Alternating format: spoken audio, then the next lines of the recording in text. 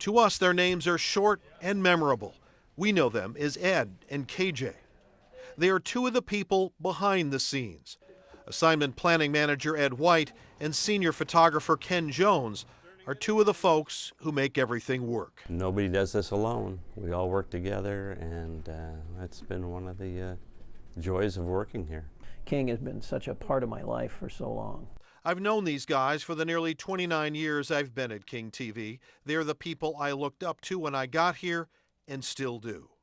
And they both ended up coming into this business almost by accident. Went to the University of Washington. I graduated in cinematography. Nobody was hiring. I sold real estate for a year and was very successful at that.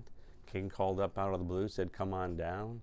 I said, "Well, I'm kind of past that now." Ed White headed to law school after a tour in the Army in Vietnam where he saw combat. I learned a lot in law school and the first few years of practice, but I just knew that that wasn't the way that I wanted to spend the rest of my working life. They said, "Tell you what, we'll start you on nights. You can still sell real estate in a day." And we did that. I did that for about 6 or 8 months. And then I just realized I was supposed to be in news.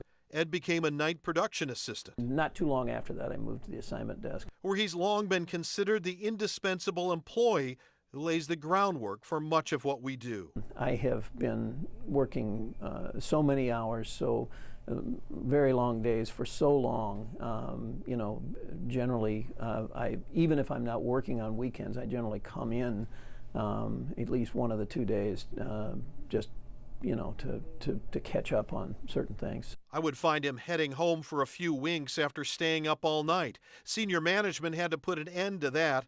Others picked up some duties, and Ed was ordered home after his 12th hour. But even during our exit interview... Sarah, I need to call you right back. I really apologize. They're doing an interview. He's always the gentleman.